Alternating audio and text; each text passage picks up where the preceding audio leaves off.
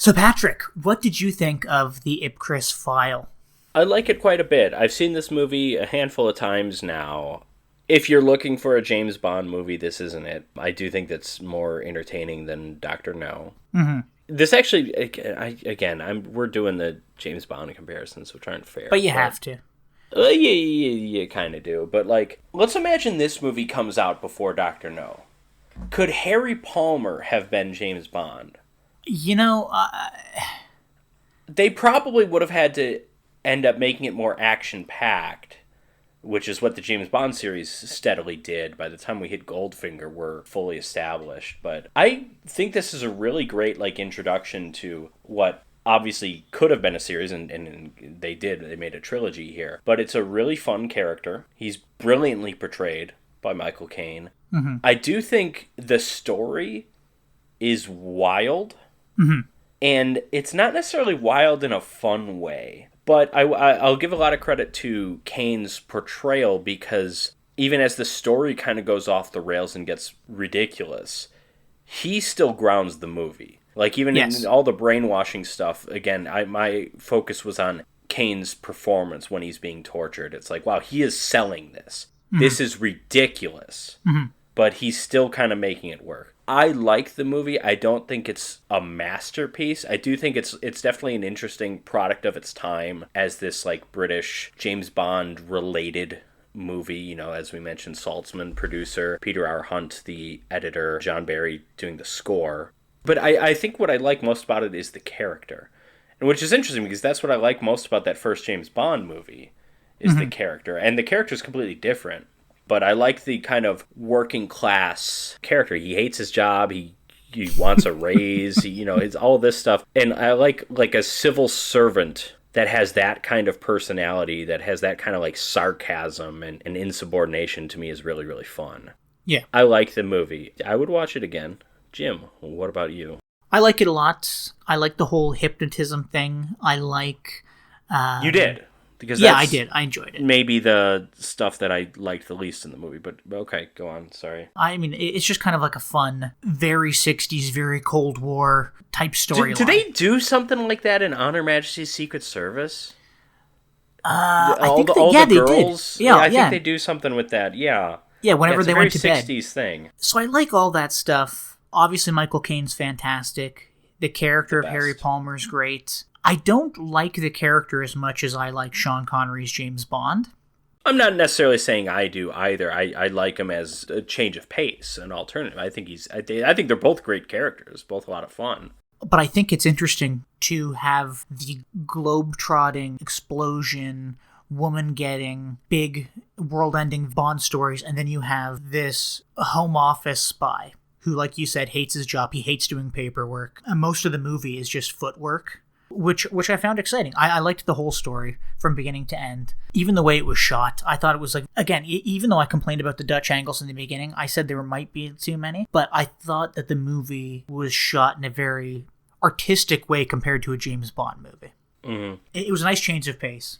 It's very noirish. Yeah, it is. It's very noirish. And the story, the pacing, is more crime noir than it is what we think of as a spy movie, because like I said, this is a spy thriller. It's not a spy adventure. It's a much slower movie. It's not really a lot of action. Tinker Tailor Soldier Spy of the 21st century is probably the best comparison, and that movie's great too. Yeah, other than things like the modern James Bonds and Mission Impossible and stuff, I think most spy movies have kind of transitioned to become something like, what's the movie again? Ipcress File.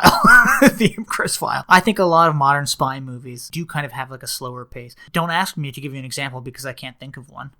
But well, then what the fuck are we doing then? I don't necessarily agree or disagree, but I will say if that is true, it's probably a budget thing. Because they probably realize we can't do the James Bond Mission Impossible action. Jason Bourne action. We don't have that kind of, so we have to be more plot intrigue. And plot intrigue, it's necessary for all of those movies, even the really action-packed ones. It's just that that's most of the focus in a movie like The Ipcress File. Yeah, the Ipcress File is good. Now, I was looking at Caine's filmography because his run from, let's say, 64 to 72, we could even go a little further if we want to get The Man Who Would Be King in there in 75. For most of these years, with the exception of 64, 65, 64 he only makes Zulu, 65 he only makes the Ipcress File. He's making like 3 movies a year. So I'm not even going to name all of them, but here's some of the classics he rips off. So Zulu is what starts it. That's where Michael Caine becomes Michael Caine, which is interesting, actually, because he plays against type. You know, not that he had a type back then, but he plays like a proper British officer. He doesn't play a Cockney in that. Yeah. So he has Zulu, then he has Ipcress File. 66, he's got Alfie, which is his first Academy Award nomination. That's one of my favorite movies of all time. I love that movie. He also has Gambit that year, which I think is a Marvel movie, yeah. Yeah, no. I think that's like kind of a famous one, though. I don't... 100% on Rotten Tomatoes, only 7 reviews, though. So, like... Anyways, Funeral in Berlin, which is the first Harry Palmer sequel. 67, he does $1 Billion Brain, which I didn't love. 68, Nothing I Really Know. 69, of course, is The Italian Job, which is amazing. Also, The Battle of Britain is a Guy Hamilton movie, the director of Goldfinger, which, if not a classic, that was at least a big movie. 70, he does Too Late the Hero, which I've at least heard of. 71, he's got Get Carter, which is awesome. That might be my favorite of all these movies, other than Zulu. And 72, he does Sleuth. Yes. Which I've never seen, but is a classic. You're a big fan of that. That's classic pairing yesterday's biggest British star, Olivier, with today's Michael Caine. So these are like all British movies, maybe with a few exceptions. They're all classics, and there's a wide variety there. He does the romantic dramedy with Alfie. He does war movies. He does action movies. Get Carter is like a Dirty Harry Death Wish kind of movie. The Italian Job is like a classic like action comedy heist movie. What a guy. Michael Caine, he's just amazing. Extremely talented, storied career. Yeah. And it's a shame that he was never James Bond, I think. I'm glad he wasn't. Because let's imagine they cast him in On Her Majesty's Secret Service or in Live and Let Die, whenever, you know, or maybe if he's in On Her Majesty's Secret Service, maybe they don't even bring Connery back. You just killed James Bond. Is that who it was? And maybe he's just running throughout the Roger Moore series. Who knows? First of all, I do think he could have pulled off the Roger Moore comedy. I'm now aiming precisely at your groin. Says speak or forever hold your peace. I also think that it's funny, there was a little bit of controversy when they recast Craig, because Craig's blonde. But I think if you recast the character early enough and he's blonde, then him being dark-haired is not an essential part of the character anymore. So No. I don't think there would have been a problem having a blonde James Bond in On Her Majesty's Secret Service. I could be wrong. But I think if he does that in 69, and then let's say he's tied in at least through several of those Roger Moore movies, maybe he's not doing A View to a Kill, maybe he's not doing Octopussy. But here's what we lose. What we probably lose, because it's not like those actors didn't do anything while they were James Bond, but we probably lose Sleuth, we probably lose Get Carter, we probably lose The Man Who Would Be King, which is him being paired with Connery. That's a great movie. We lose A Bridge Too Far. We lose The Swarm, which is fine. I don't mind that. We might lose Dress to Kill. Like, he made some... And then who knows... And Sleuth. I'm sure he said it. That's the first one I Sorry, said. oops, never mind. And then you look at the actors that have played Bond and who's had, you know, Connery's had a very good post-Bond career. He obviously hasn't well, he's dead now, but he didn't act the last decade and a half or 2 decades or whatever. But having that role changes your career.